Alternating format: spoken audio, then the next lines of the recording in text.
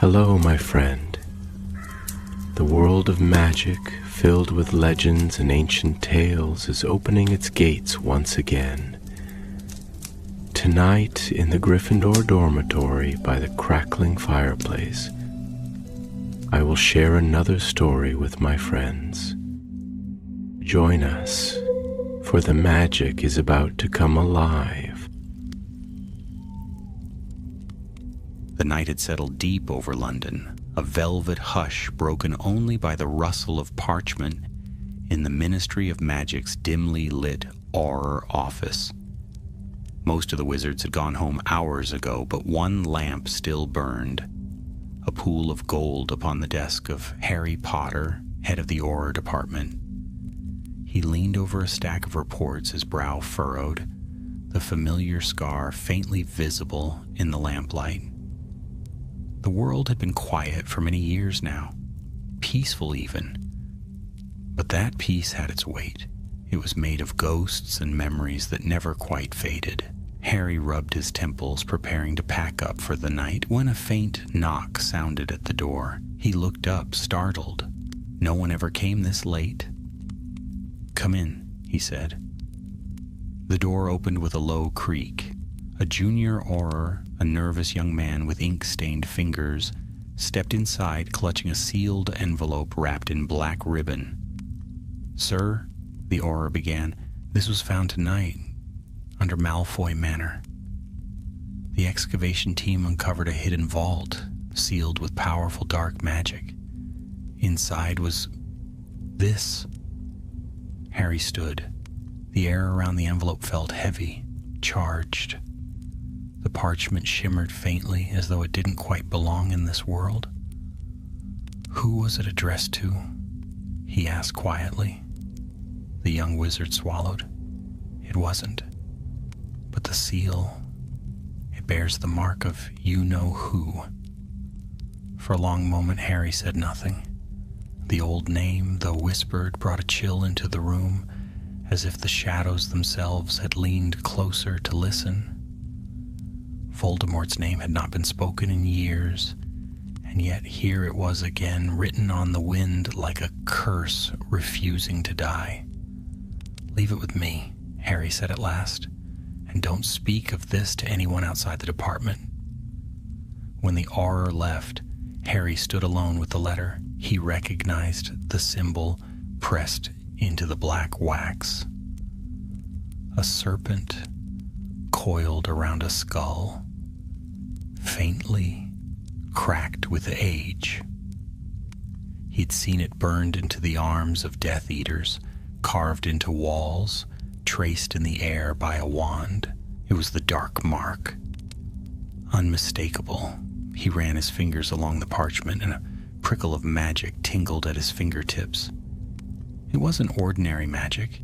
It was cold and ancient, the kind that whispered when touched. There was something alive about it, something waiting. Harry hesitated. He could feel that this letter had been meant to be found, but not by chance. Someone had hidden it with care, long after Voldemort's fall. At last he opened a drawer and took out a small mirror.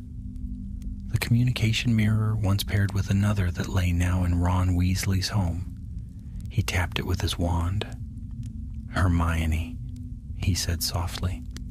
The mirror shimmered. Hermione Granger's face appeared within it, weary but alert, surrounded by stacks of books. "Harry, it's nearly midnight. What's happened?" "I need you to come to the ministry," he said. "It's important." When Hermione arrived 20 minutes later, her robes slightly crooked and her hair escaping its braid, she found Harry standing over the letter.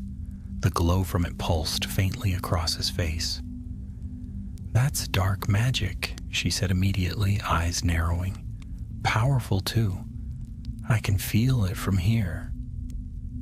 "It was found beneath Malfoy Manor," Harry told her. "Hidden deep. They say no spell could detect it until tonight." Hermione drew closer, her wand hovering above the parchment. "It's sealed with a temporal charm," she murmured. And, wait, something else. Memory binding magic. Whatever's inside, once read, cannot be remembered. It's designed to be read only once. Harry frowned. A letter that erases itself? And erases your memory of it, Hermione finished grimly. Voldemort must have meant this for someone specific, someone he trusted enough to receive his final message, but not to keep it. The words sank heavy between them. Could it be a trap? Harry asked. Possibly, but the enchantments are too old for active danger. My guess is it's a record, something he wanted to leave behind but hidden from everyone else. We should examine it at the Department of Mysteries. Carefully. Harry nodded, but there was something uneasy in his chest. Voldemort had always been obsessed with immortality, with ensuring some fragment of himself would endure. If this letter had been meant to outlast him, what purpose could it serve now after all these years? The next morning they met again in the Ministry's underground chambers, joined by one more person Harry hadn't expected, Draco Malfoy. He had arrived unannounced, pale and sharp-eyed, a faint tension in his jaw. "You found something under my family's house?" Draco said quietly. "I think I have a right to know what it is."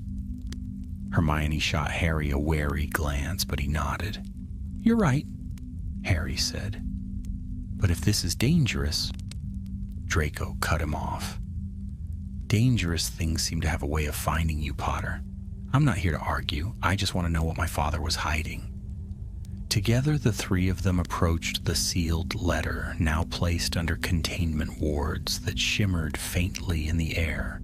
Hermione spoke a spell, and the black wax cracked with a hiss. The parchment unfolded itself, its letters glowing a faint crimson. Words appeared like ink bleeding through paper, forming slowly, as if reluctant to be seen. All three leaned forward.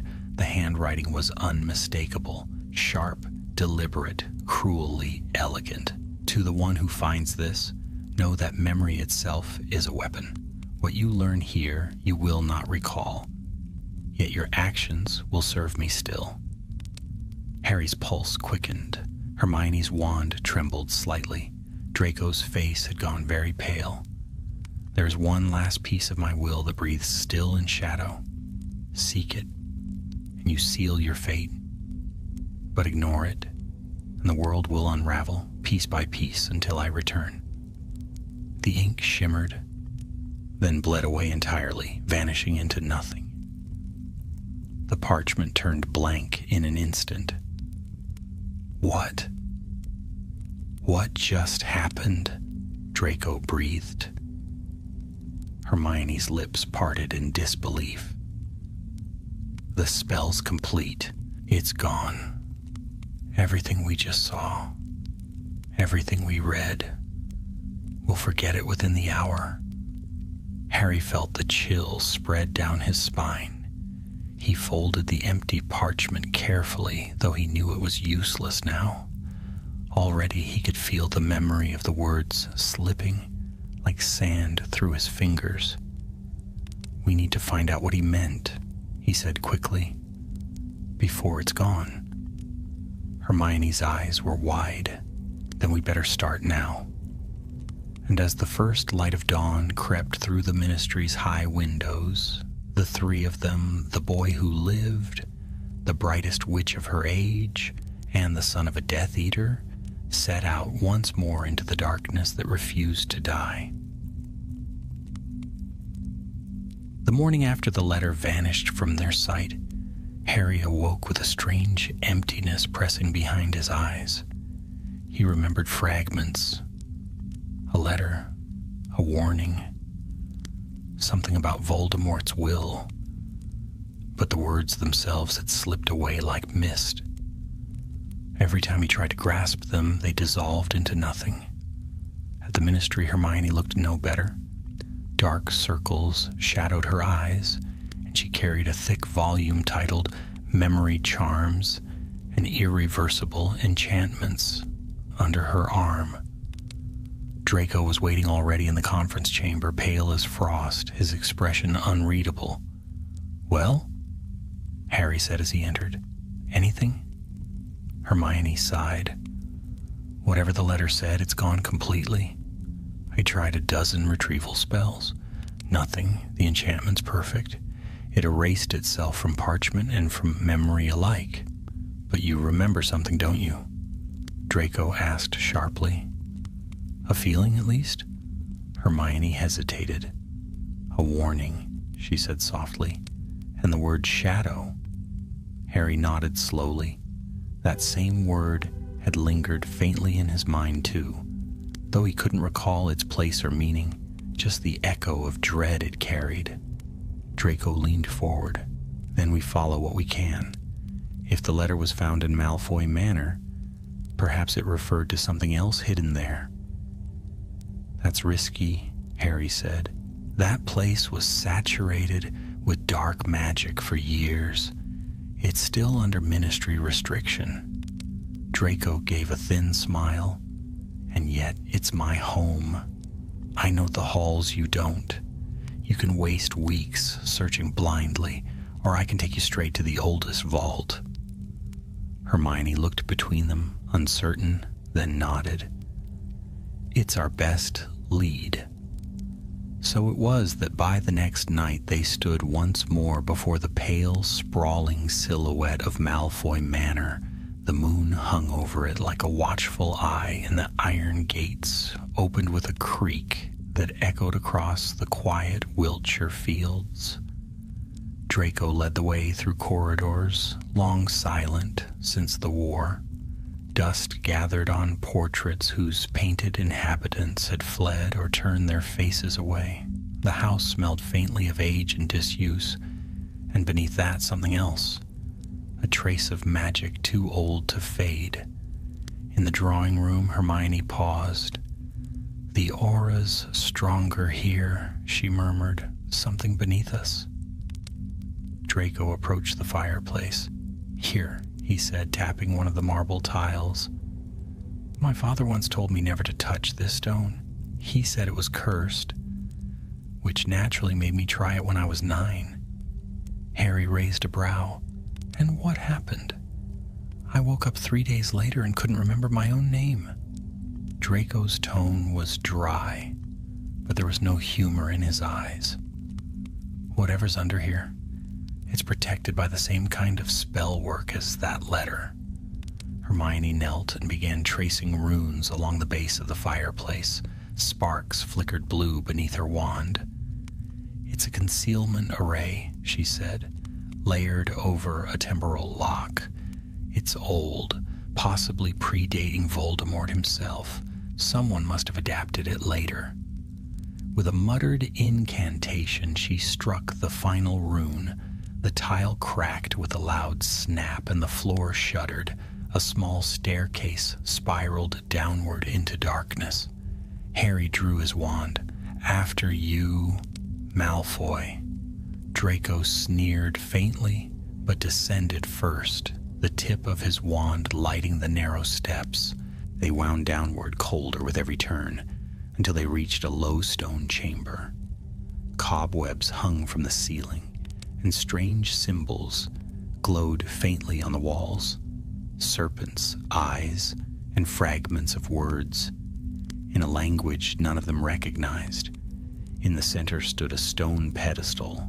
Upon it rested a metal box, silver, tarnished, and sealed with an insignia shaped like an hourglass dripping sand made of light. Hermione drew in a sharp breath. "That's not a Death Eater mark. It's older. Oh, Merlin, it's the sigil of Eternus, the symbol of time-binding magic." Harry approached slowly. The air around the box shimmered like heat. "Can you open it?" Hermione shook her head. "If I do it wrong, it could erase more than just memories. It might unravel time within this room." Draco circled the pedestal, frowning. "My father once mentioned something hidden beneath the hour of his downfall. He thought it meant his own disgrace." But maybe it meant time itself. "Let's test something," Harry said. He pointed his wand and whispered, "Revelio." The box quivered, and for a moment a faint whisper filled the air. It wasn't sound exactly, but a sensation, like a voice pressing against their minds. "You seek what was never meant to be found," Hermione gasped. "It's sentient magic, a binding echo." Draco took a step back. "Whatever that is, it's no ordinary spell." But Harry's expression hardened. "If Voldemort wanted this protected, it's because it mattered. We can't walk away now." Before either could stop him, he reached forward and touched the box. The world seemed to twist. The chamber darkened, the walls pulsing faintly as if alive. For a heartbeat, Harry saw flashes, a tall figure in black robes writing upon a desk, the scratch of a quill, the hiss of a snake, and a whisper that burned through his mind like fire. "The letter is only the key." Then it was gone. The room snapped back into stillness. The box lay open. Inside rested a small shard of crystal, dark and gleaming. Hermione knelt beside it, her breath quickening. "This isn't just a relic. It's a memory anchor." Draco frowned. "Like a pensive memory?" "Not exactly," she said. "It's a fragment of thought, bound by ancient spell work so it can survive death itself. If this belonged to Voldemort," Harry finished the thought quietly, "then a part of him still exists." The crystal pulsed faintly, a deep red light beating like a slow heart. "Destroy it," Draco said at once, "before it does what the Horcruxes did." But Hermione shook her head. "It's not a Horcrux. It's not bound to his soul. It's bound to memory. If we destroy it, whatever knowledge it holds is lost forever. But if we touch it, we risk repeating what happened with the letter," Harry said. The three stood in silence. The air felt thick, heavy with old power. At last, Harry drew in a breath. "We'll take it to the Department of Mysteries. Maybe they can study it safely." They sealed the shard in a containment orb and climbed back up the winding stair. Yet even as they left the chamber behind, Harry couldn't shake the sense that something had changed.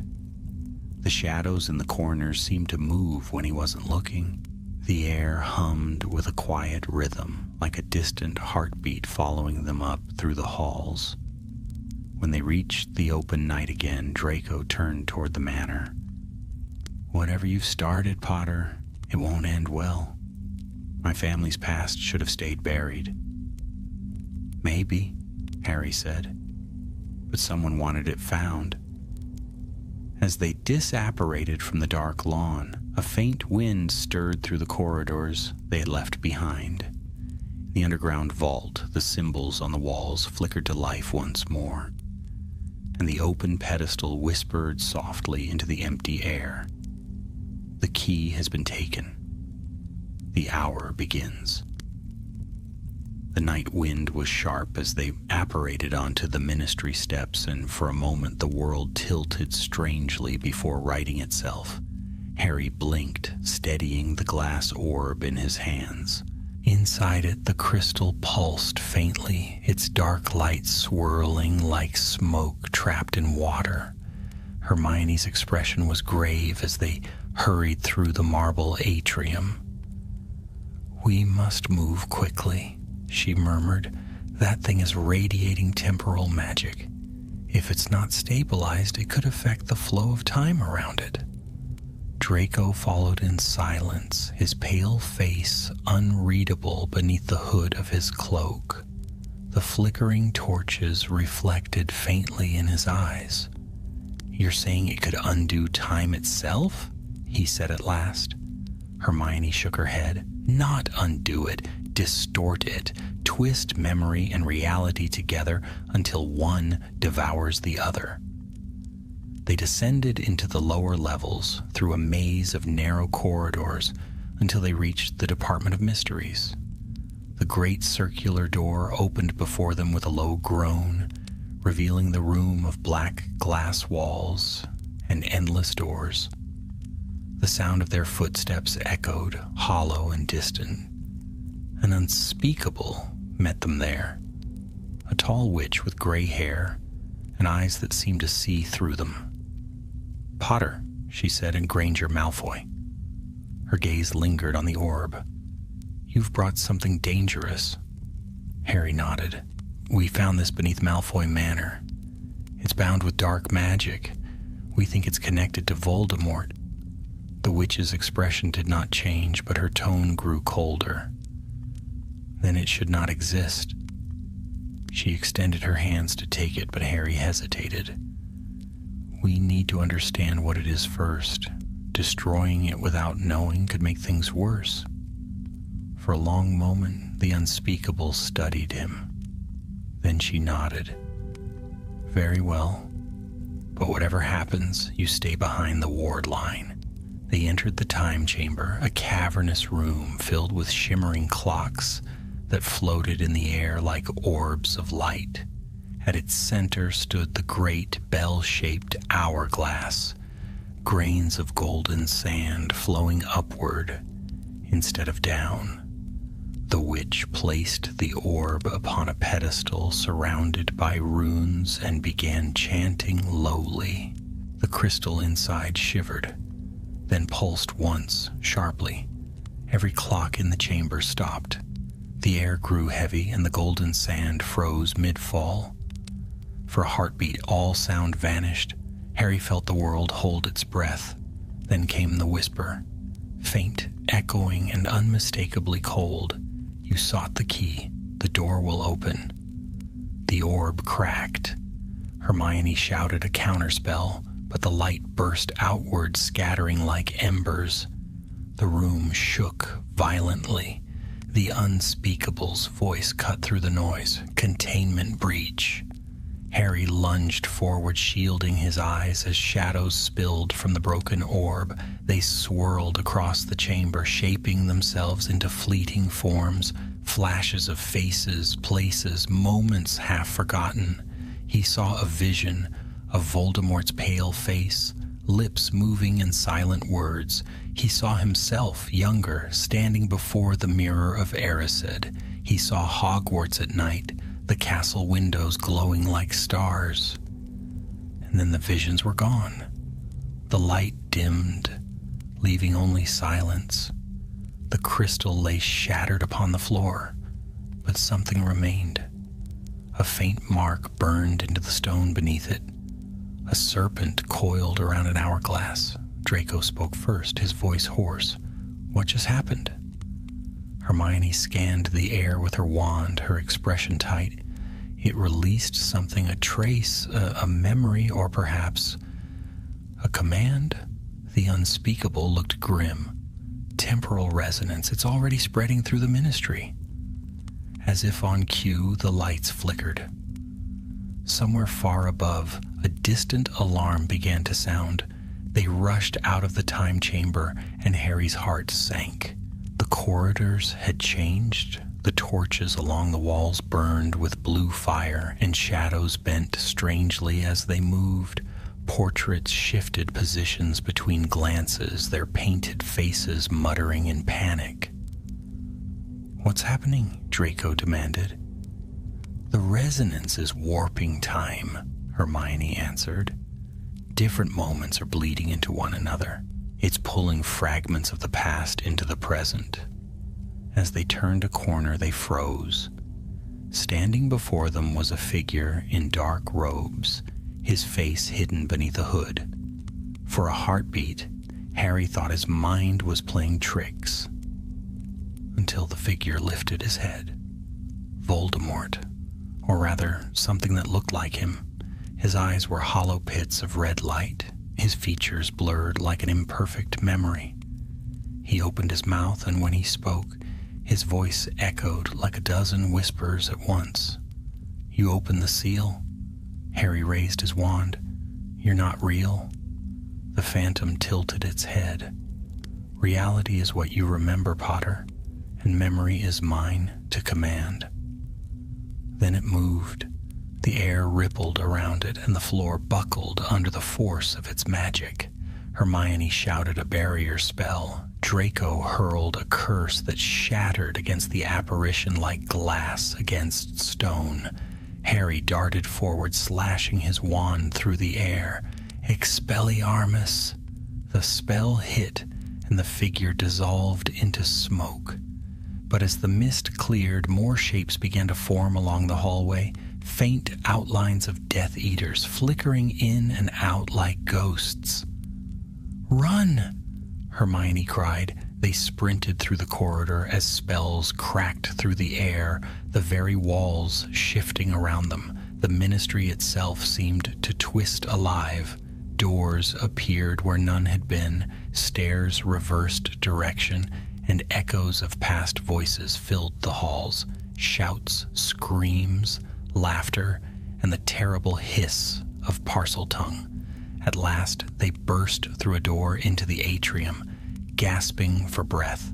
The great golden fountain at its center had cracked. The statues shimmered between their old and new forms. Hermione clutched her wand tightly. The resonance is amplifying through space and time. Every place touched by Voldemort's magic will start to warp the same way. Draco stared at the blue flames licking across the fountain's edge. Then this isn't just happening here. Harry met their eyes. When it's happening everywhere. Even as he spoke, he felt something stir. Not in the room, but in his mind. A faint echo of the letter's words, barely remembered. The world will unravel, piece by piece, until I return. He shuddered. We triggered his last contingency.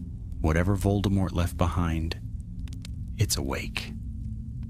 The unspeakables sealed the lower chambers by morning, but the damage could not be undone. Strange phenomena spread across the wizarding world. Time loops in Diagon Alley, shadows moving backward in Nocturne Alley, whispers heard in empty rooms. Harry stood before the broken fountain that evening, exhaustion lining his face. "We need to find the source," he said. "If this came from that letter, there must be another key, another piece." Hermione nodded slowly. "There's one place that might hold the answer. The Library of Shadows, beneath the ruins of Nurmengard. If Voldemort learned this kind of magic, that's where he found it." Draco's expression hardened. "Then that's where we go." As they prepared to leave, Harry glanced once more at the mark burned into the stone of the time chamber. The serpent and hourglass seemed to pulse, faintly still, as if alive, counting down to something unseen. And far away, in a dark vault, deep beneath Gringotts, a faint sound echoed through the silent tunnels. A heartbeat, one that had not sounded in nearly 30 years. The ruins of Nurmengard rose like black teeth against the pale dawn, the last remnants of Grindelwald's fortress standing defiant atop a lonely mountain. The castle had been abandoned for decades, left to crumble under the weight of time and memory. Once, it had imprisoned a dark wizard. Now it whispered with the ghosts of both his sins and his secrets. Harry, Hermione, and Draco apparated to the foot of the mountain, their cloaks snapping in the wind. The air was thin and cold, filled with the faint scent of snow. Behind the crumbling gates, the fortress loomed silent, a shadow carved against the horizon. "This place gives me the creeps," Draco muttered, pulling his cloak tighter. "It's like the stones remember everything that happened here." "They do," Hermione said softly, scanning the ruins. "Nurmengard was built using sentient stone. It records the presence and actions of anyone who walks its halls. Grindelwald believed it would preserve his greatness." Harry gave a grim nod. "And now it preserves his failure," They pushed open the heavy iron doors, their hinges shrieking in protest. Inside, the halls stretched long and dark, lined with runes and faded banners that bore Grindelwald's mark, a triangle within a circle crossed by a line. The Deathly Hallows symbol seemed to shimmer faintly in the torchlight, as if it recognized them. At the heart of the fortress, beyond the prison cells and broken staircases, lay a vast chamber sealed by a door of blackened oak. Its surface was carved with words in Latin, half worn but still legible. Hermione traced the letters with her fingers. "In tenebris lumen dormiens," she murmured. "In darkness, the sleeping light." Draco frowned. "That's supposed to mean something?" "It's a magical paradox," she said. "Light that sleeps is knowledge hidden within ignorance. This must be the entrance to the Library of Shadows." She raised her wand, muttering an unlocking charm, but the runes did not respond. Instead, the carvings shimmered, and a cold, disembodied voice filled the air. "Only the one who knows what was forgotten may pass." The echo of the words sent a chill through the chamber. Harry frowned. Forgotten? That could mean something tied to memory. Maybe it's connected to what was erased by the letter. Hermione's eyes widened slightly. Yes, the magic of that letter. It took something from you, Harry. Something only you once knew. Perhaps that's the key. Before he could question her further, she pressed his hand against the door. The carvings flared with a dull blue light, then turned gold. The air rumbled, and slowly the door swung open. Beyond it stretched a vast circular room, larger than any of them had imagined. Its walls were lined with shelves reaching up into darkness, each stacked with ancient tomes that glowed faintly, their titles shifting like living script. The air hummed with enchantment. "The Library of Shadows," Hermione breathed, awe softening her voice. "Grindelwald created it to store forbidden spells and magical theories, knowledge too dangerous to destroy. After his fall, it was sealed by the Ministry, but I think Voldemort found a way in." Draco moved toward the center, where a raised platform held a single pedestal. Upon it lay a book, bound in dark leather, its cover unmarked, save for a faint sigil. A serpent wound around an hourglass. Harry felt a jolt of recognition. "That symbol again?" Hermione approached cautiously. "It's the same mark from the time chamber. Whatever Voldemort discovered, it started here." As she reached for the book, the air quivered. A soft hum grew louder, then erupted into a deep, resonant chord that vibrated through the stones.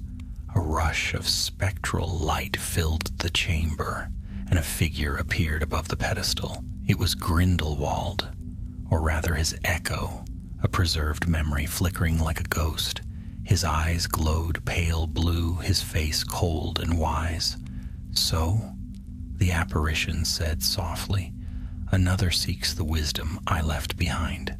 Hermione took a step back. You're a memory construct." Grindelwald's shade smiled faintly.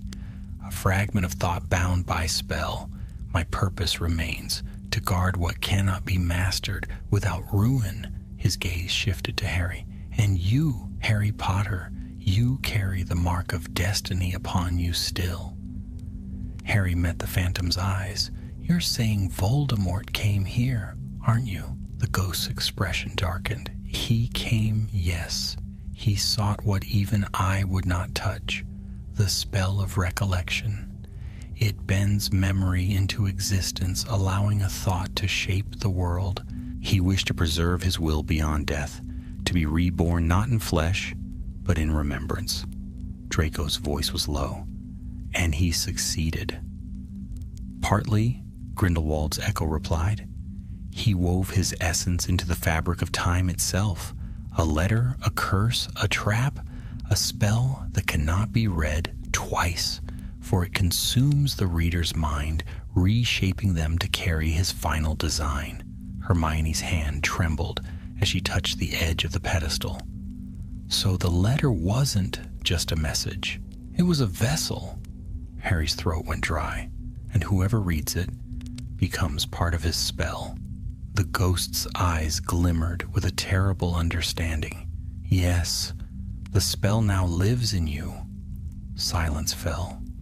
The air itself seemed to grow colder. Harry felt a strange pull deep within his chest, as if something unseen stirred behind his thoughts. How do I stop it? Grindelwald's image began to fade, the light flickering. The spell is bound to memory. Destroy the origin, and the future will remain intact. But beware, what you destroy may be what holds your world together. The figure vanished, leaving only the faint whisper of his last words. Hermione turned to Harry, her face pale. We have to find the origin, whatever he meant. Maybe the first place Voldemort cast the spell or the source of his magic. Draco gave a harsh laugh. And where do we even begin? You can't exactly ask the dead. Harry's gaze lingered on the open book. The pages inside shimmered with lines of text written in a language that wasn't quite Latin, nor any tongue he recognized. Yet somehow the meaning slid into his mind, as if it had always been there. Here, he said quietly. It's written here. Hermione moved beside him, reading over his shoulder. To undo what was done, the bearer must return to the hour of the serpent's birth. Draco frowned. The hour of the serpent? Voldemort, Harry said. His birth. His beginning. Hermione's eyes widened. You mean the place where he first came into the world? Harry nodded slowly. Little Hangleton. The name hung in the air like a curse. As they turned to leave, the shadows around the shelves began to stir.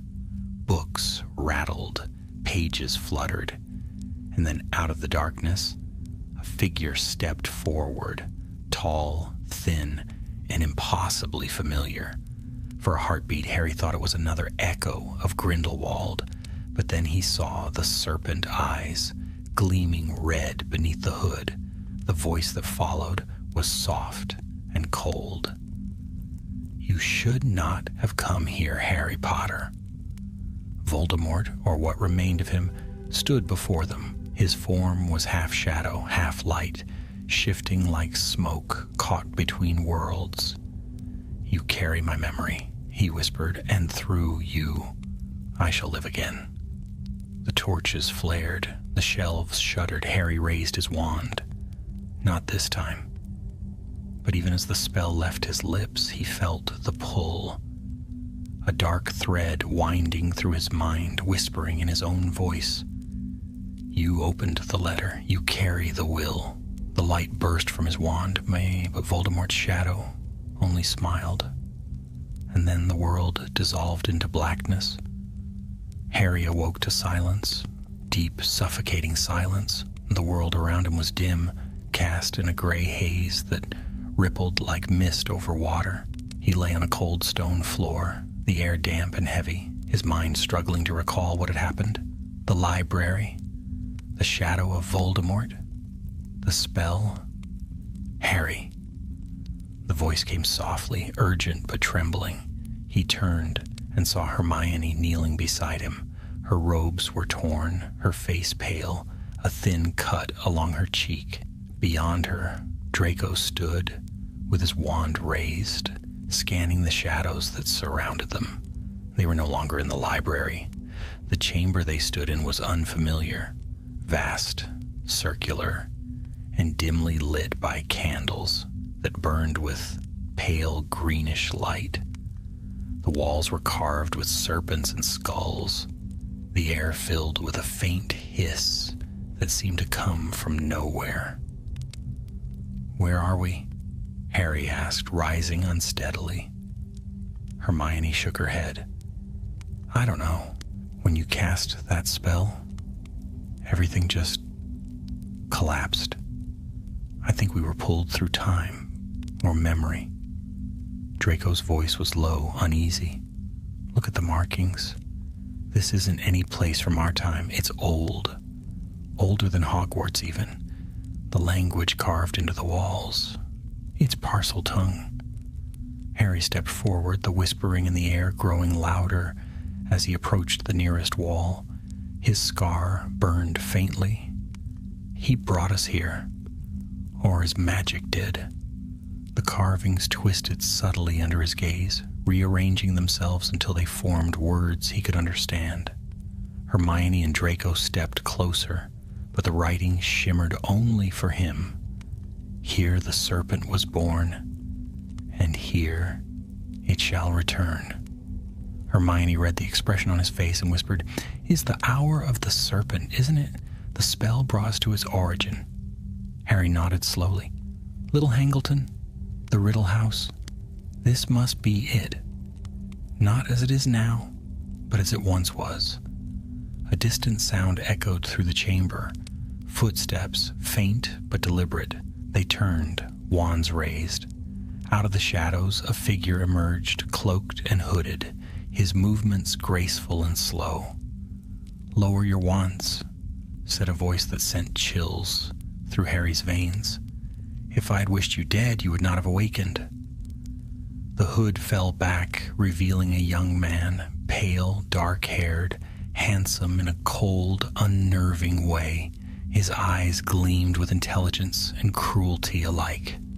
Tom Riddle. Harry's breath caught. "Impossible." Hermione's hand trembled slightly. "We've been pulled into the past." Riddle studied them in silence for a long moment, then smiled faintly.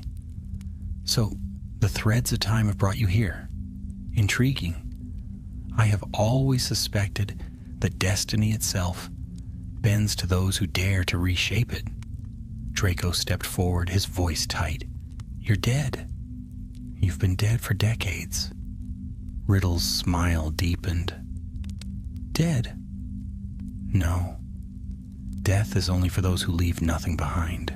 I am memory made flesh, the first echo of what your world would come to fear," Hermione whispered. "A living memory, a projection of his younger self. The spell must have summoned him from the moment he first forged the curse." Riddle's gaze shifted to Harry. "Ah, the boy who lived, long before you ever should have been. You reek of my own magic, Potter. You've carried it well." Harry felt that strange stirring within him again, the whispering voice that seemed to speak from his own thoughts. "He is you. You are him." He clenched his jaw. "You left a letter, a spell that's destroying the world. I'm here to end it." Riddle tilted his head. "Destroy it? Foolish child? You misunderstand. That letter is not destruction. It is preservation. When my body fell, I ensured that the idea of me, the memory of me, would never fade. The letter is a seed planted in the mind of the reader. You read it. You became the vessel." Harry's pulse quickened. "Then I'll destroy myself if I must." Riddle's laughter echoed softly through the chamber. "You cannot. To destroy it is to unmake what is now bound to time itself. Erase me, and you erase every thread of history I have touched, every choice, every victory, every scar, including your own." Hermione's face went pale. "He's saying, if we destroy the spell, we could unravel the entire timeline." Riddle's gaze softened almost kindly. "You cannot kill a shadow without killing the light that cast it." Draco stepped forward, his voice sharp with anger. "Then why bring us here? What do you want?" "To witness," Riddle said. "To understand. To see what comes of my last perfect enchantment." He spread his arms, and the chamber flared with light. "You stand within the moment of my ascension. Watch." The walls shimmered, the air rippled, The serpents carved into the stone came alive, slithering down the walls as if made of living smoke.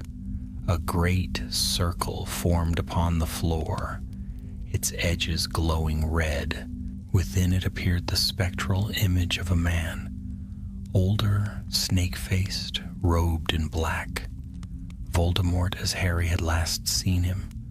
The two versions of the Dark Lord faced each other, the young Riddle and the shadow of the monster he became. It was like watching the beginning and the end of evil meet in one moment of impossible time. The younger Riddle stepped closer to his future self. So this is what I become. Power without form. Death without end. The shadow's voice hissed like wind through graveyards. You are what you must be, memory eternal, magic unbound. Hermione whispered, he's merging the moments, past and future, life and death. The younger Riddle turned to Harry. Do you see now? The letter was my bridge, a single act to bind memory to time, thought to reality. Every time it is read, the world changes, remade to preserve me. Harry raised his wand. Then I'll stop it here, at its beginning. Can you destroy what you already are? Riddle asked, eyes gleaming. Harry hesitated, and in that hesitation he felt the truth stir within him. The whisper inside his mind spoke again, clearer than ever. You opened the letter. You are the keeper of the will. To end it, you must end yourself. Hermione saw the look in his eyes. Harry, no. But it was too late.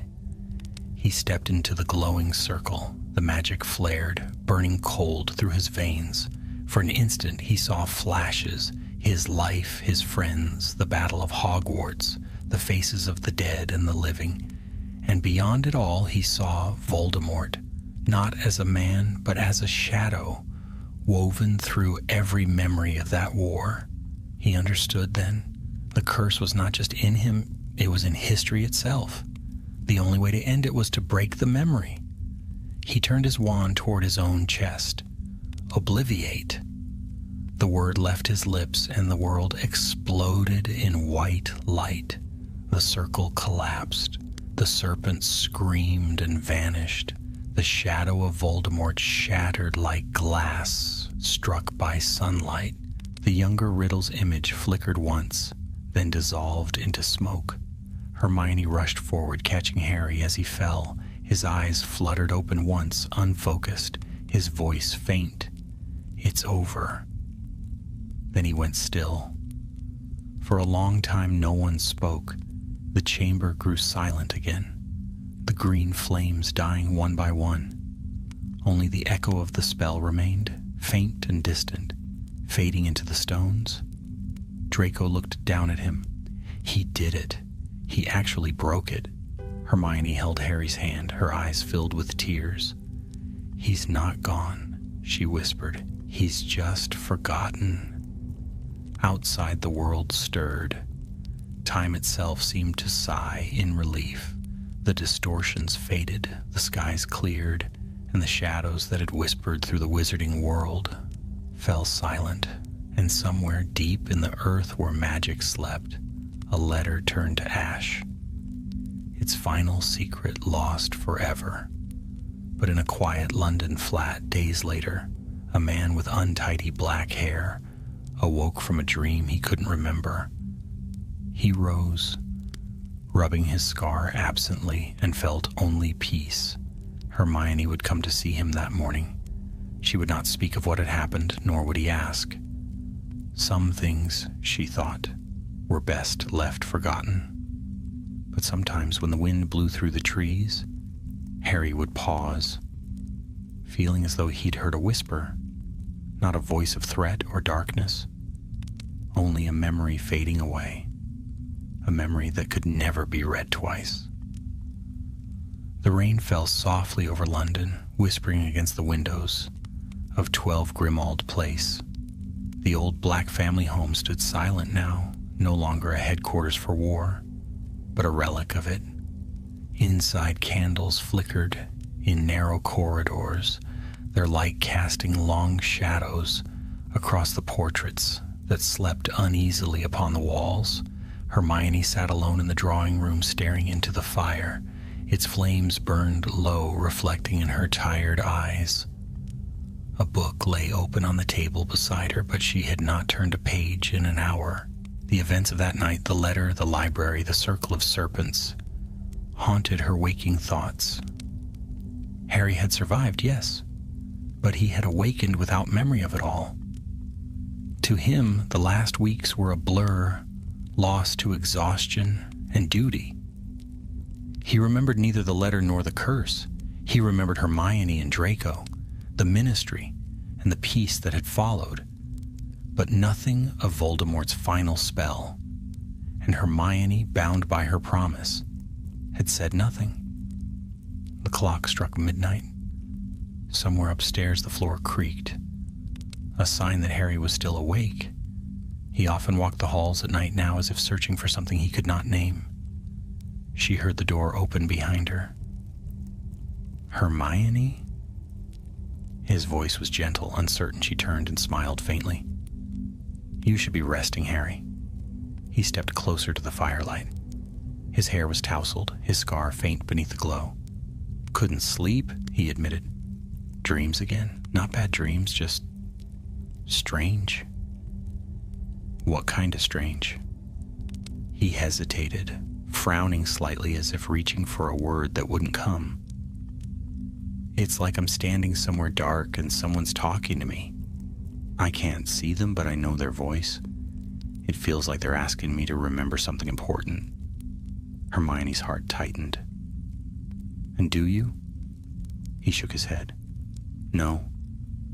When I wake up, it's gone. She looked down at the book in her lap. Maybe it's nothing. Your mind's had years of battles to forget. He gave a faint smile. You sound like me trying to comfort other people. Then, after a pause, you're sure I didn't miss anything important? Hermione closed the book gently, her fingers lingering on the cover. Nothing that isn't already behind us. He studied her for a moment, perhaps sensing the shadow in her tone, but he said nothing more. Instead, he moved to the window, staring out at the rain. Sometimes, he said softly, I think I hear him. Hermione froze. Who? The voice, he said. It's not angry, not like before. It's quiet, almost regretful. Her pulse quickened.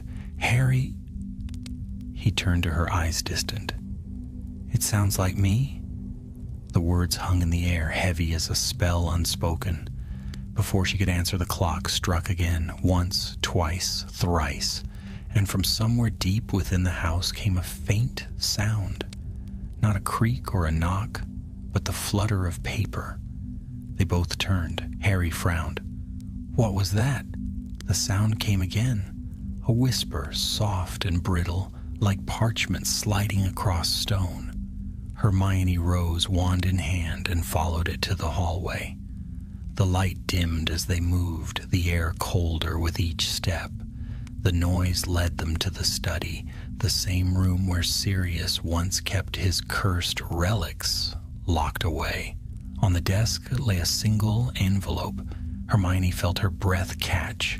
The parchment was yellowed, the seal dark and unbroken, but the wax bore a familiar mark, a serpent coiled around an hourglass. Harry, she whispered, her voice trembling, you can't. But he was already reaching for it. The moment his fingers brushed the parchment, the candles flickered out. The room was swallowed in darkness, save for a faint green glow from the seal. Hermione raised her wand, heart pounding. Lumos! The light flared, and the envelope was gone. Harry stood motionless, his hand empty. His eyes had gone distant again, unfocused, as if staring through her. Harry! She seized his arm. Look at me! He blinked, shaking his head. I don't know what happened. I saw... something just for a second." "What did you see?" He hesitated, then whispered, "A vault beneath Gringotts. It was sealed, but I think it's calling." Hermione felt a chill crawl down her spine. That was where the last echo of Voldemort's magic had lain buried. The vault that sealed itself the night Harry read the letter. She swallowed hard. "You said the letter was gone. You destroyed it." He frowned, his brow furrowed. "Did I?" Hermione stepped back. "You don't remember?" "No," he said slowly, confusion clouding his face. "But I think I need to go there. Harry, I have to," he said, more firmly now. "There's something waiting for me." She wanted to argue, to remind him of what had nearly been lost, but she saw it in his eyes, the same unyielding resolve that had driven him since boyhood, the same courage that had carried him through every shadow. So she nodded. "Then I'm coming with you." They left before dawn. The sky above London was a sheet of gray, the rain still falling, as if the heavens themselves wept for what was stirring once more. At Gringotts, the goblins were wary. Even after all these years, the memory of dragons and broken vaults lingered. But when Harry showed them the lightning-shaped scar, they did not refuse him. "We sealed that vault years ago," the goblin in charge said, his sharp eyes narrowing. "By its own will. No spell can open it." "Then we won't use spells," Harry said quietly. "We'll let it open itself." The goblin sneered. "You court danger, wizard." Hermione felt it too, the air vibrating faintly as they descended into the tunnels. The cart rattled along the rails, the wind sharp against their faces. Far below the ancient vaults waited, their locks pulsing faintly with their own magic. At last, the cart stopped before a massive iron door covered in runes. The serpent and hourglass sigil was carved deep into the metal, glowing faintly green. Harry stepped forward, his expression strangely calm. "It's here?" Hermione caught his sleeve. "Harry, listen to me.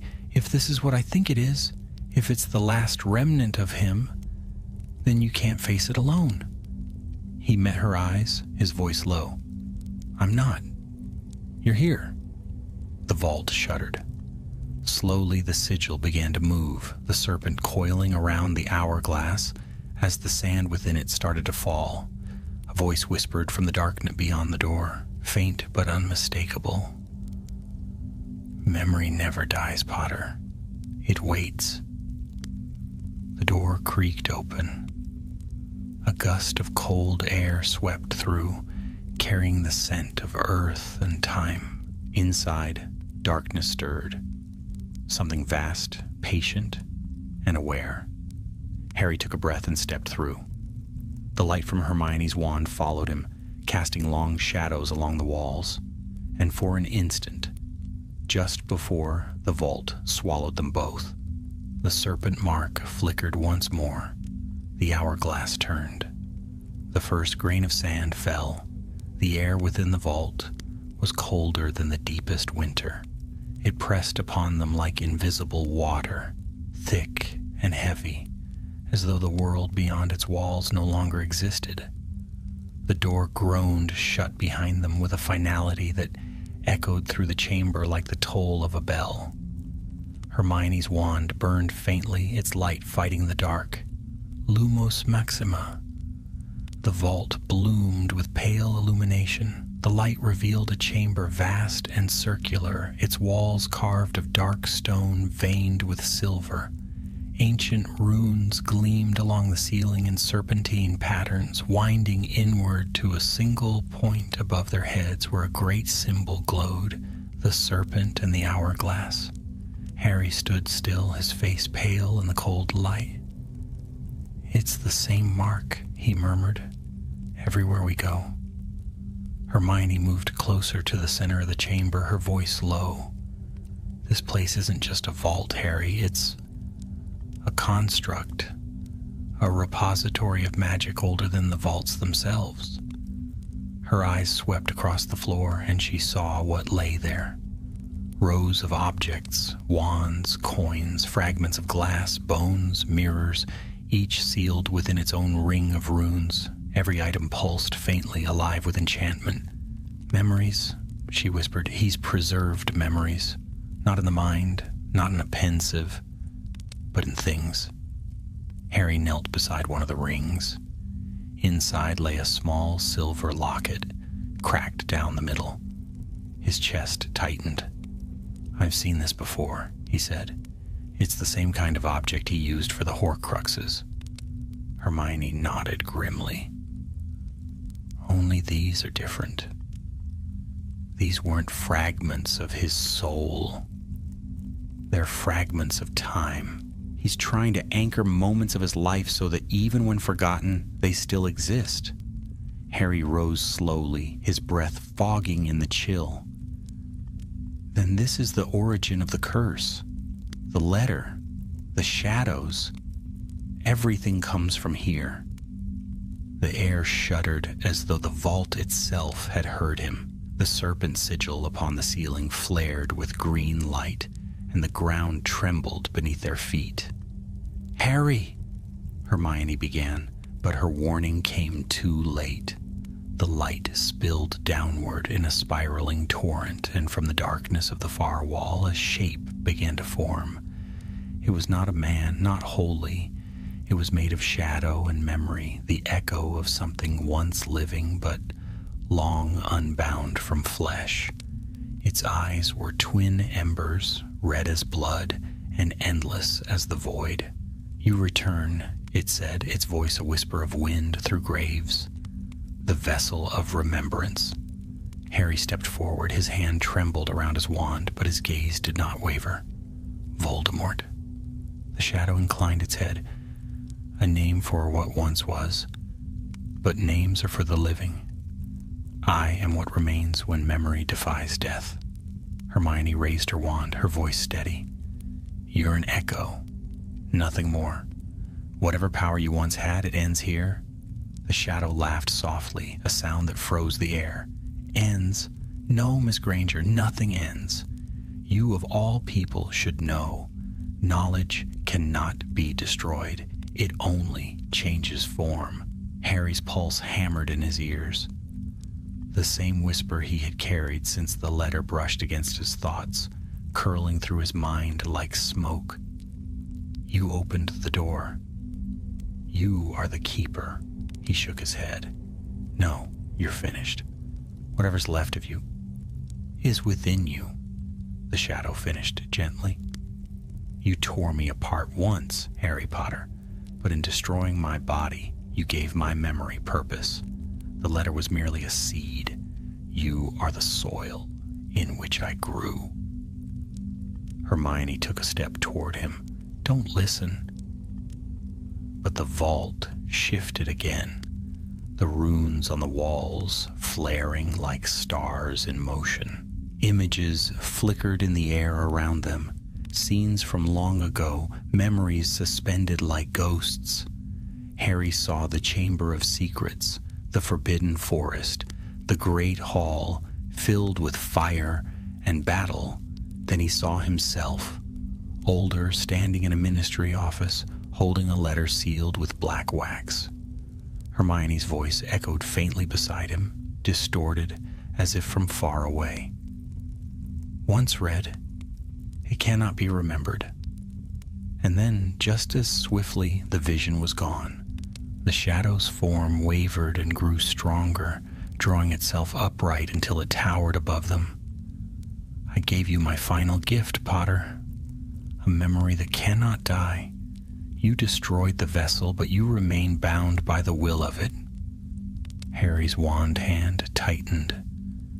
"Then you've bound yourself to me, and I'll drag you down with me if I have to." The creature's eyes flared. "Would you erase yourself to unmake me? You've forgotten so much already. Shall I show you what remains?" The vault shook violently. Objects shattered within their rings, light spilling out in waves.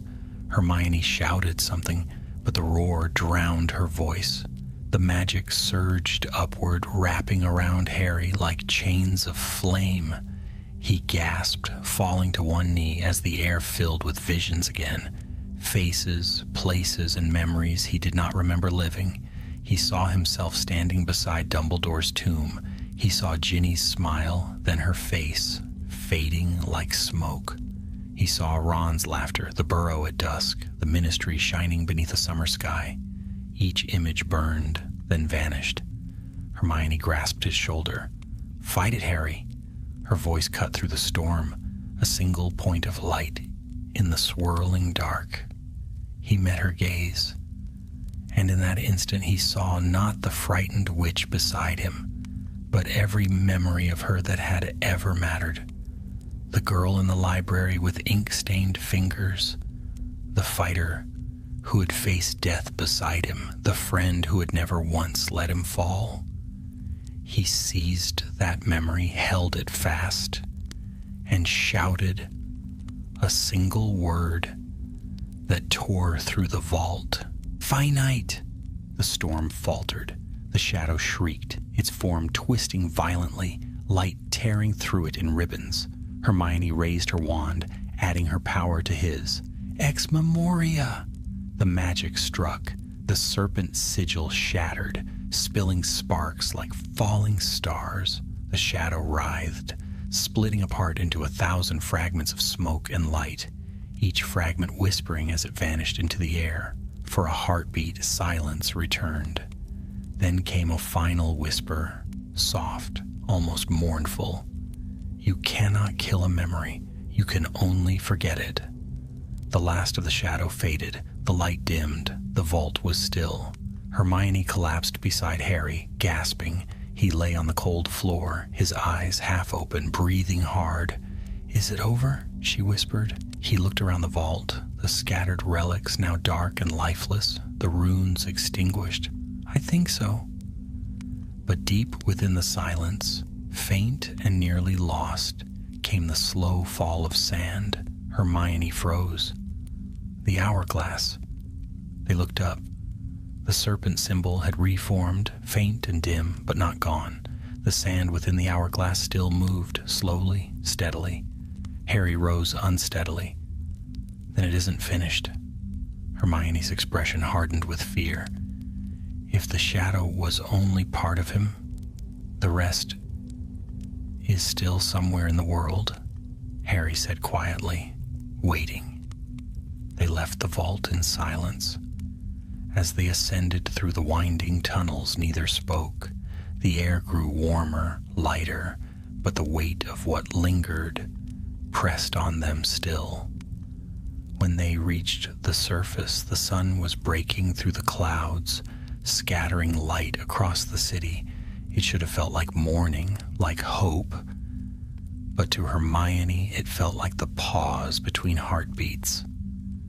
Beside her, Harry stopped and looked back toward the depths of Gringotts. "It's not over," he said. "No," Hermione agreed softly, "but maybe it's sleeping." And as they walked into the dawn far below, in the quiet dark of the sealed vault, the faint sound of falling sand continued, grain by grain, marking time for a memory that refused to die. The days that followed their descent into the Gringotts vault passed like the uneasy calm before a storm. London's wizarding quarter hummed with life, yet beneath its bustle ran a quiet tremor, something unspoken that the air itself seemed to carry. The owls flew less often, the clocks at the ministry ticked out of rhythm, and in Diagon Alley, wizards found themselves pausing mid-thought, unsure why they had stopped or what they had meant to do. Harry felt it too. Each morning he woke earlier than the last, his dreams filled with whispering sands and serpents coiling endlessly through corridors of glass. Sometimes when he looked into the mirror, he thought he saw a flicker of someone else's face staring back, cold, familiar, and waiting. Hermione noticed the change before he did. "You've been distant," she said one evening as they walked along the edge of the Thames. The river shimmered with the glow of lamplight, and a soft mist rolled over its surface. "Since the vault." Harry didn't answer at first. His eyes were fixed on the dark water. "Do you ever wonder," he said finally, "if we really ended it? Or if we just gave it somewhere else to hide?" Hermione stopped walking. "You think something's still out there?" "I don't think," he replied. "I feel it." She hesitated, her breath catching in the cool air. "You're remembering something, aren't you?" He shook his head slowly. Not remembering. More like being remembered. Before she could speak, a soft pop sounded behind them. They turned, wands drawn, only to see a familiar figure stepping out of the fog. Draco Malfoy.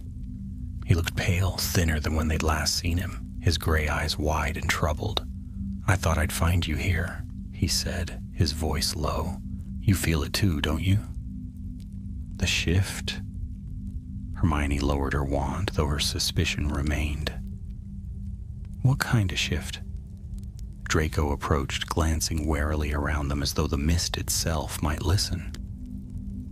"The wards on Malfoy Manor are faltering. There's a pulse of magic running through the old foundation, something ancient. It's spreading across the countryside. I think it's connected to what you two found." Harry frowned. "The vault's magic was contained." "Then something's broken it," Draco said, "and whatever it is, it's calling." The word lingered in the air like frost. Hermione drew in a breath. "Calling what?" Draco met her gaze. "Not what. Who?" They returned to Grimmauld Place that night. The fire burned low, shadows climbing the walls like restless spirits. Draco paced near the hearth, while Hermione spread maps and parchment across the table. "The disturbances form a pattern," she said, tracing her wand across a series of marks. "Wiltshire, then Bristol, now Kent. Each site once held a Death Eater stronghold." Draco nodded grimly. "As if something's retracing their steps?"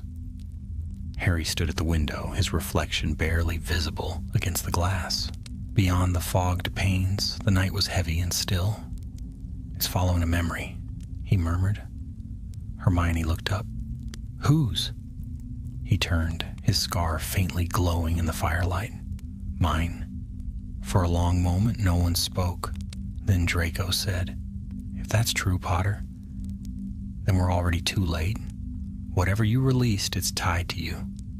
The more you remember, the stronger it gets." "I can't just stop remembering," Harry said. "Maybe you can't afford to." The air in the room shifted suddenly, a faint tremor rippling through the floorboards. The candles flickered. From somewhere deep within the house came a soft, scraping sound, like parchment against stone. Hermione's eyes widened. "Not again." They ran toward the noise. It came from the hallway where the black family tapestry hung, its embroidered names glittering faintly. The fabric rippled, as if stirred by wind, and letters began to shift upon it, fading, rewriting themselves in lines of red thread. At the very bottom, beneath the mark where Sirius Black's name had been burned away, new words appeared. "The heir remembers."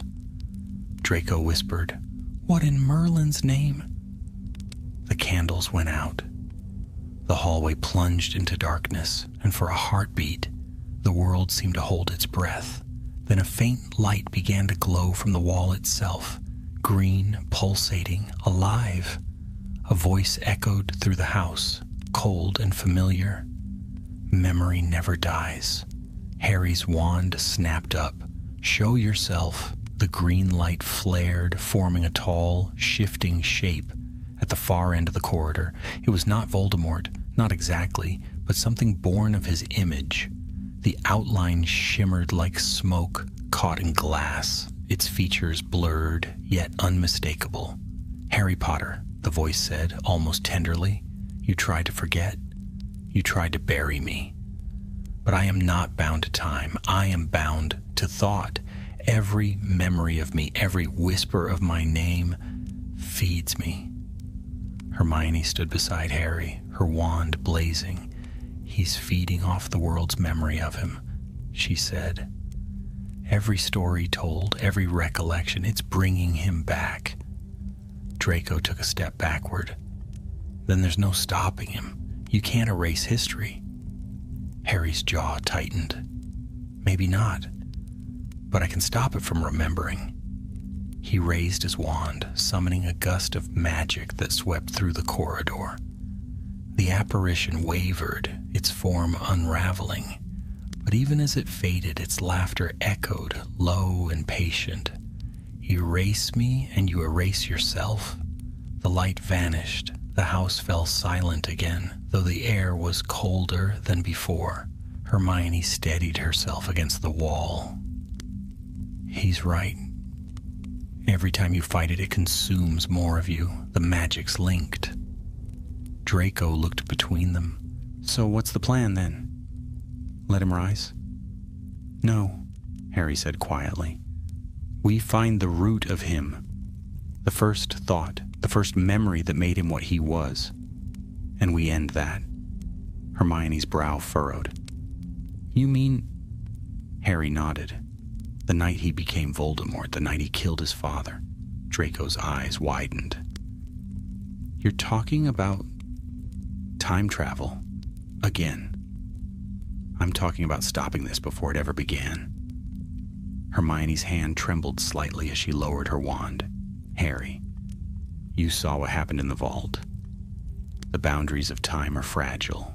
If we break them again—" He looked at her, and for a moment, the boy she had once known, the reckless, brave, maddening boy, flashed through the weariness in his eyes. "We've both done the impossible before. One more time won't kill us." Draco muttered, "That's what you said last time."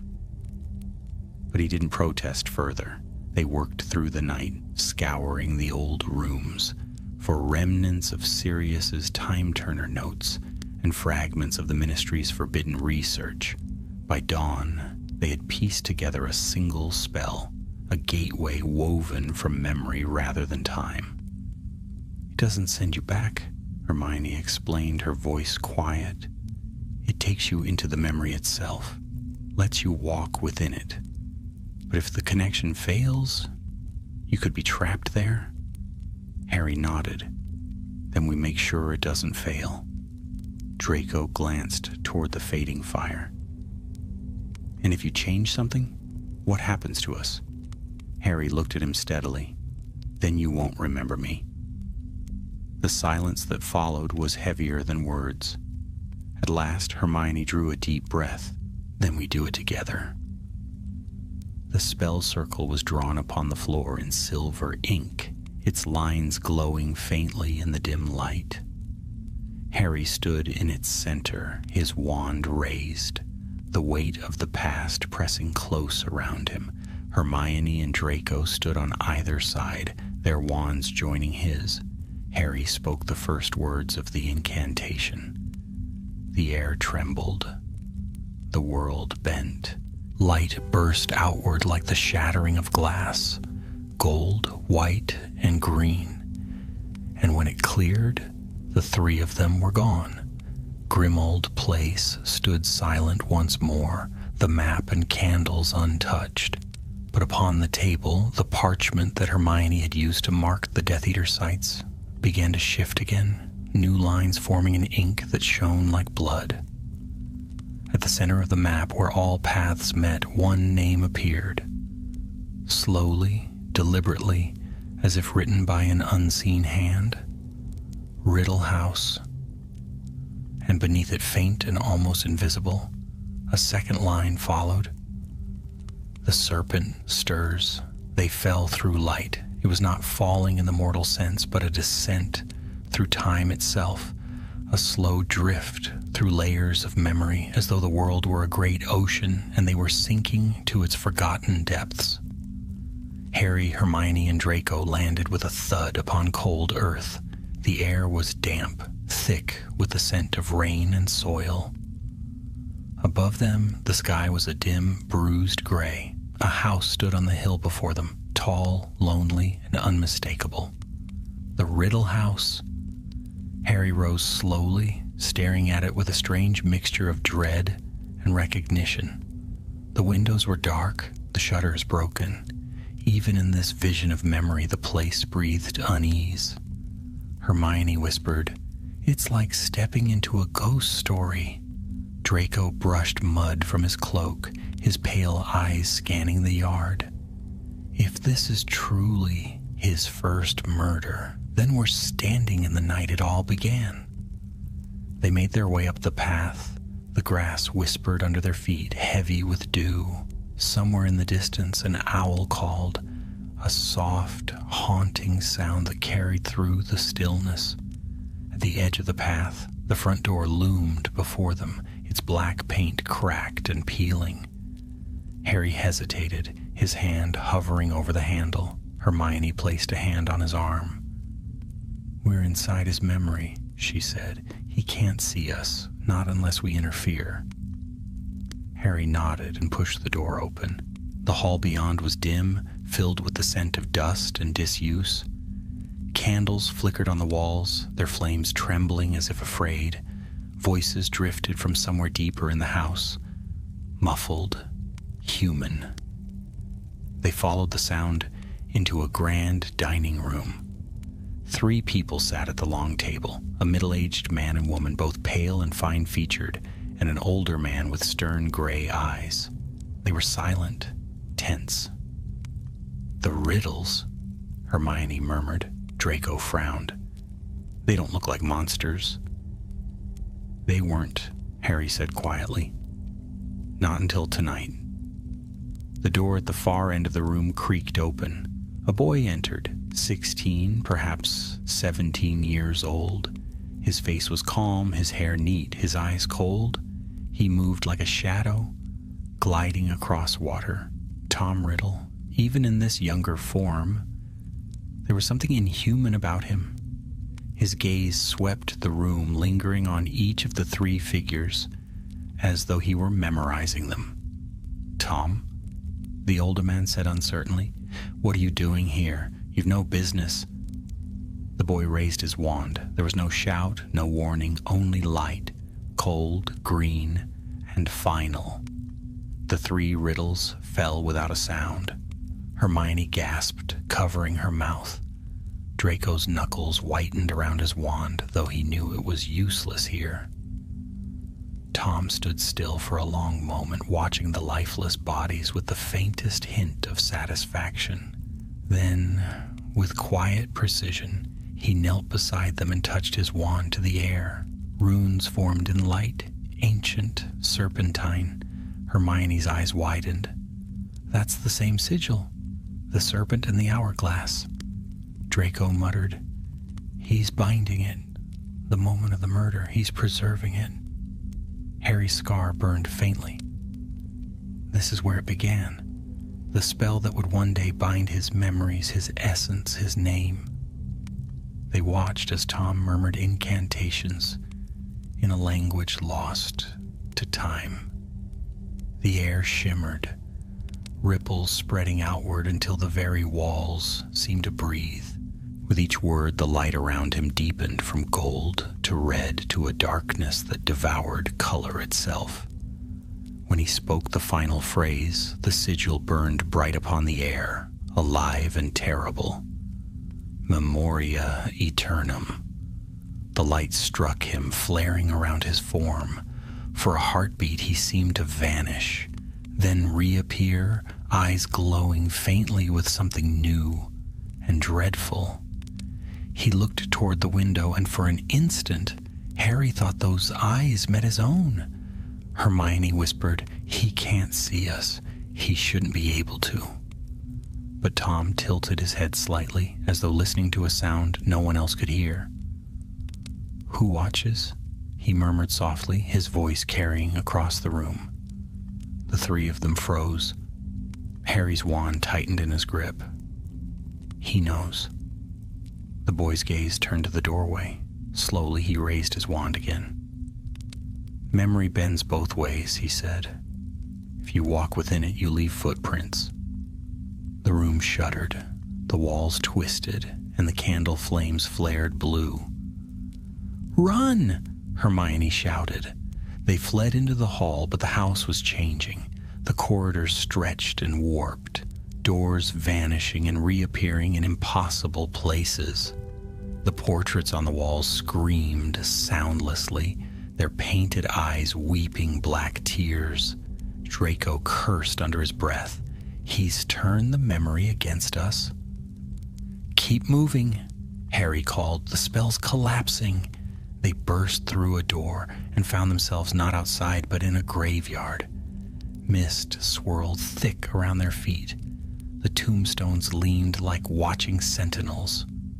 Hermione spun in place. "We're still inside the memory. He's rewritten it, merged it with another." Draco's voice trembled. "Whose graveyard is this?" Harry's answer was soft and grim. "His father's." The fog thickened, and out of it rose figures.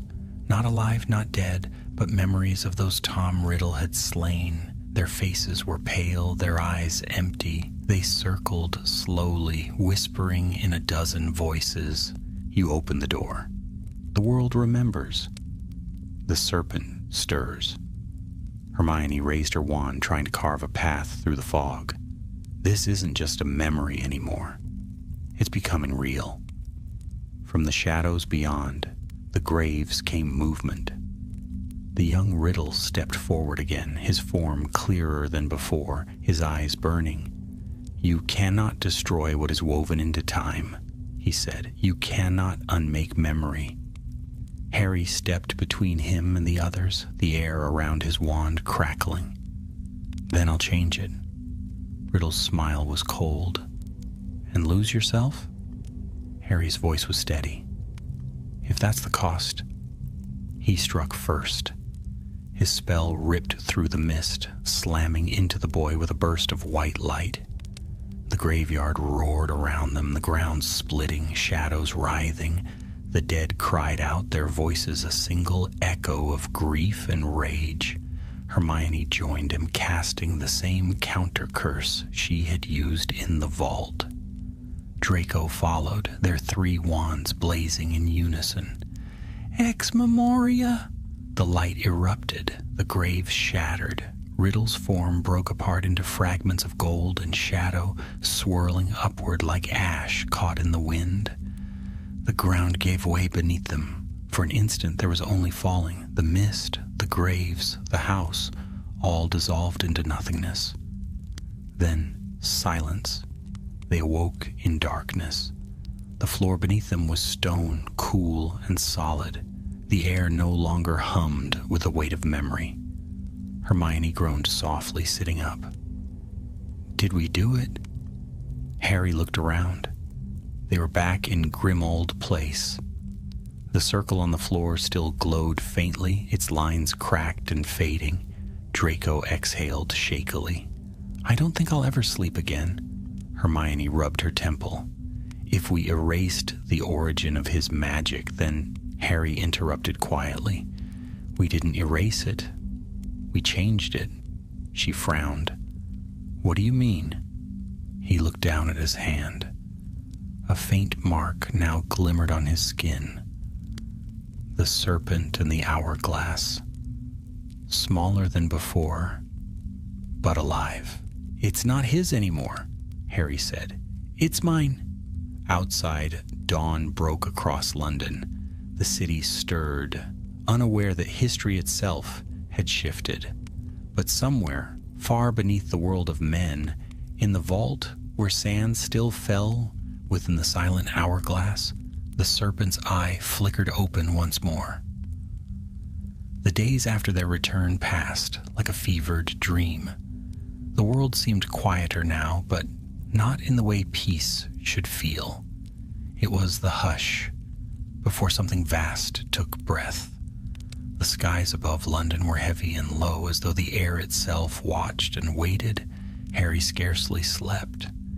When he did, he dreamed of corridors that stretched forever, and of sand trickling through invisible glass.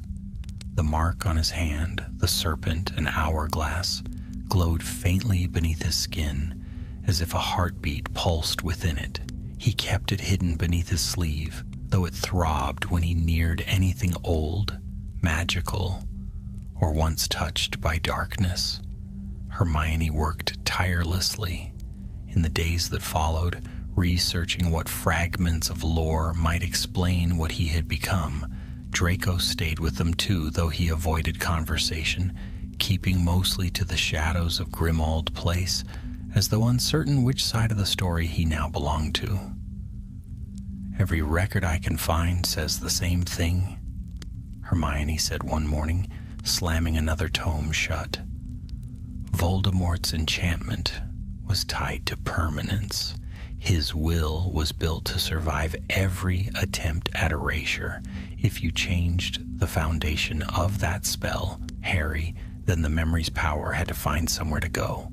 Harry glanced up from his seat by the window, and it came to me. Hermione nodded slowly. "You're not cursed exactly. You've become the bearer of his memory magic, the vessel for remembrance itself." Draco spoke from the doorway, his voice quiet and edged. "So he's what now? Some kind of living archive? A walking pensive?" Hermione didn't answer. Harry rose. "If his memory survives in me, then maybe I can control it.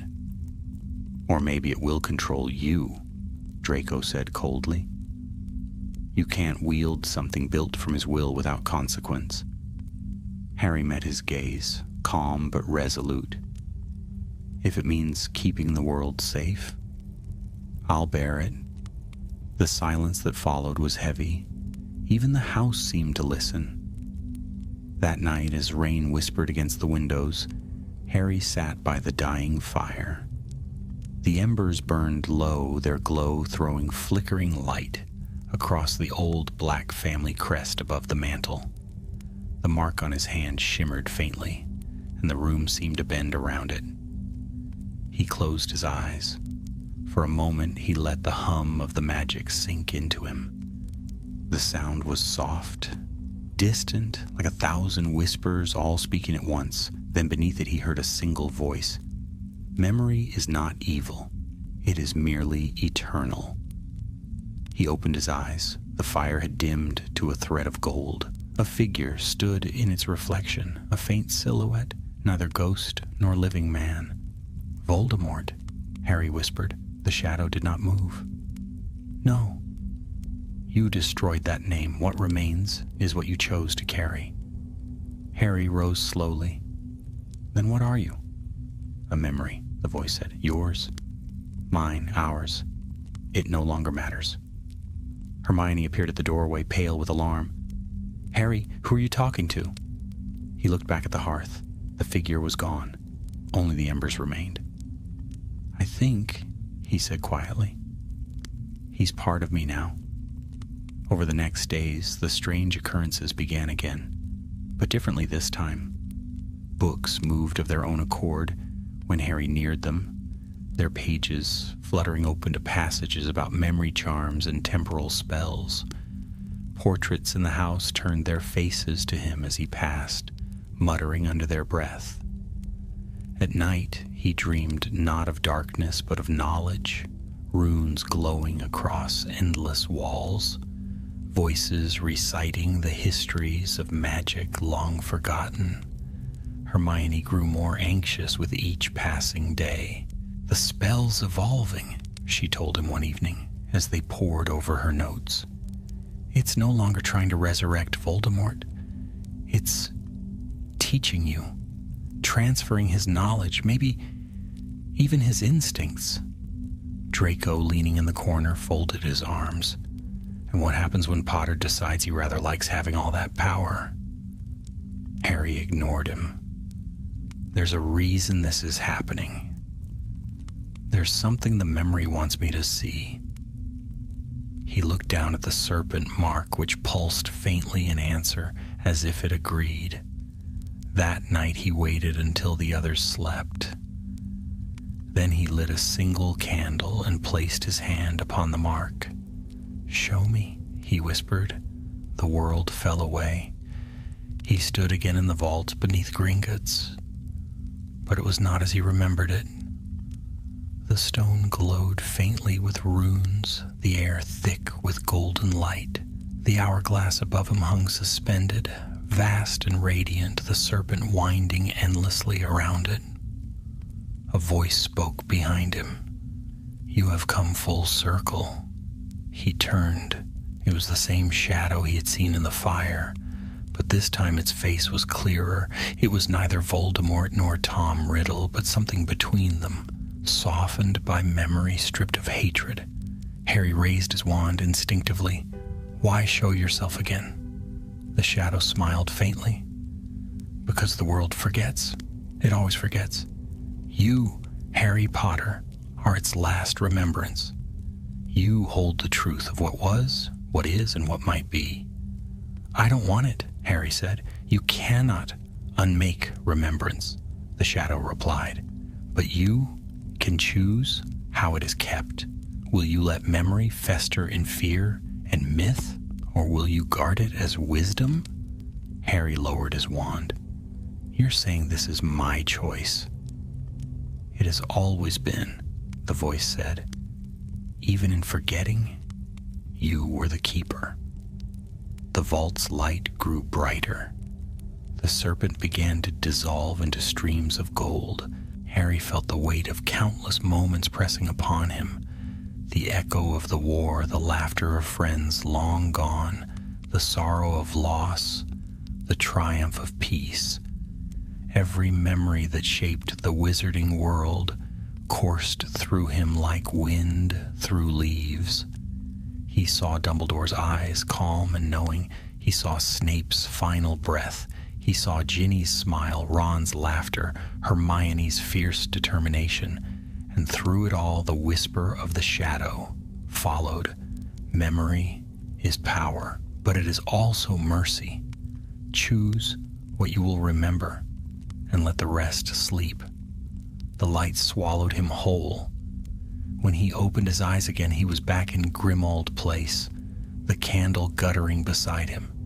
Hermione and Draco burst into the room moments later, alarmed by the surge of magic they had felt. Harry sat still, his hand pressed to his heart. The mark was gone. "Harry," Hermione gasped, "what did you do?" He looked up at her, calm and clear-eyed. "I ended it," Draco frowned. "Ended what?" "The war," Harry said simply. "For good this time." The house was silent. Outside, the first light of dawn crept across the windows, pale and gold. Hermione knelt beside him, searching his face. "You're sure?" Harry smiled faintly. "Yes, but it's strange. There's something missing now. Not bad, just quiet." Draco exhaled. "I'll take quiet over curses any day." They left the house together later that morning. The city was alive with light, and for the first time in years, there was no heaviness in the air. The whispers had stopped. The world felt clean, unburdened. As they walked, Harry glanced toward the rising sun. Somewhere deep within him, he knew that the memories of the war, of Voldemort, of everything that had once been shadow and fear, now rested safely in silence. Not erased, not forgotten, simply sleeping. And in that stillness, Harry understood at last that the letter, the curse, the mark, the endless memory had never been about resurrection or revenge. It had been about remembrance. Because some things he thought are meant to be remembered once and never again. He smiled. The serpent had slept at last. Years slipped quietly through the wizarding world like wind through tall grass. whispering but never shouting. Peace had taken root, not the fragile peace born of exhaustion, but one that grew in silence and endurance, like moss clinging to the ruins of war. The story of Voldemort became, at last, what it was always meant to be, a memory. Wizards spoke his name without fear, but without awe. To many he was little more than a warning in the pages of history. And for Harry Potter, the boy who had once lived and fought and died in that shadow, the world finally stood still. He lived quietly now, in a cottage by the edge of Ottery St. Catchpole, where the air smelled of heather and the sea. The old war scars had faded, not from his body, but from his heart. He tended a small garden, taught defense at Hogwarts in the spring, and returned home by the time the wildflowers bloomed. And sometimes when the wind stirred, he heard the faint echo of laughter carried on it, the sound of Ron arguing over chess, of Hermione's voice correcting him, of Ginny's quick, bright smile. They were all still there, each living their own quieter chapters. One evening, as dusk settled soft and gold over the hills, Harry sat outside his cottage with a cup of tea cooling in his hand. The horizon glowed faintly violet. A light breeze rippled the grass, and for a moment everything seemed suspended between day and night. A soft crack broke the stillness. Someone had apparated. Nearby, he turned, and a familiar figure approached through the tall grass. Hermione, her robes travel-stained, her hair tied back in a loose knot. "You're late," Harry said with a small smile. "I thought you liked being mysterious," she replied, settling beside him. He poured her tea without asking. They sat for a while in comfortable silence, the way only old friends could. "It's been a year," she said at last. "Since the vault?" Harry nodded. "Feels longer." She studied him carefully. "Any signs? The dreams, the mark, anything?" He shook his head. "Nothing. It's quiet now. Truly quiet." Hermione's gaze softened. "Then it's over." He didn't answer at once. His eyes were on the horizon, where the first stars were waking. Maybe. But sometimes I wonder if forgetting something truly means it's gone, or if it's just waiting somewhere to be remembered again. Hermione smiled faintly. "Some memories are meant to sleep, Harry." "You said so yourself." He chuckled softly. "I suppose I did." A long pause passed between them, filled only by the sigh of wind through the grass. "Do you ever think about him?" Harry asked. "Voldemort?" she said. He nodded. "Only as one thinks of a storm after it's gone," she answered. "You remember its fury, but not the sound of every raindrop." Harry looked down at his hand. The serpent mark was gone, but sometimes, when the light hit his skin just right, he thought he saw the faintest shimmer of an hourglass there. A ghost of what had been. "I think he wanted to be remembered forever," he said quietly. "But now, I can hardly recall the sound of his voice. Not even his face, not clearly." Hermione turned to him. "That's how you know you won." They watched the sun slip beneath the hills. The last light of evening caught on the nearby stream, turning it gold. In that moment, the world seemed whole again. After a while, Hermione rose. "I should go. The ministry will want my report by morning." He smiled wryly. "Still running things, then? Someone has to keep them in line." As she reached for her wand, Harry said quietly, "Thank you." She turned, brow furrowed. "For what?" "For remembering." Hermione's smile was small and sad. "Always." She disapparated, leaving only the faint echo of the spell and the scent of lavender in the air. Harry sat there until the stars burned fully into the sky. Then he rose and walked inside, the warmth of his cottage embracing him like an old friend. He paused by the mantel where a few photographs rested in quiet motion. In one, Ron was laughing with his children at the burrow. In another, Hermione stood before the ministry's new archives, her quill poised midair. And in the last, Ginny leaned against him beneath a Quidditch banner, smiling the kind of smile that refused to fade. Harry smiled back at the flickering images, feeling for the first time in years that everything had come full circle. He set down his wand, extinguished the lamps, and turned toward bed. But just as he reached the stairs, he stopped. The air had shifted, subtle, almost imperceptible. A cool breeze wound through the open window, carrying with it a faint whisper. He froze. It was not words exactly, more the memory of them, a sound without language, a voice not heard but felt, brushing the edge of thought. Then it was gone. He stood there for a long time, staring at the window, before finally closing it and returning to the quiet of his room. Outside, the night deepened. The stars hung steady over the countryside. But in the forest beyond the hills, an owl cried out, a soft, low note that lingered on the air longer than it should have. And deep beneath the earth, far below Gringotts, where ancient magic slept, the old vault stirred once more. The serpent symbol upon its door flickered faintly, shedding one last pulse of green light before fading back into shadow. A single grain of sand fell within the hourglass, then another, and then stillness. The world dreamed on, unknowing. Many years later, when children at Hogwarts whispered of the Dark Lord's fall, their stories were half remembered, half reimagined. Some said he had perished utterly. Others swore he lingered as a ghost of time itself. And a few, always the curious few, spoke of a letter that could never be read twice, said to vanish once its secrets were known.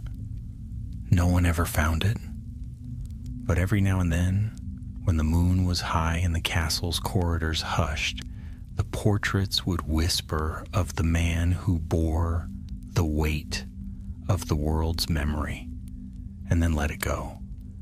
They would whisper his name not as a savior, not as a warrior, but as a keeper of peace, of remembrance, and of silence. Harry Potter. And so it was that the war ended not with a battle, but with forgetting, and the letter that could not be read twice faded at last into legend. For there are things in the world that demand to be remembered only once, and once is enough.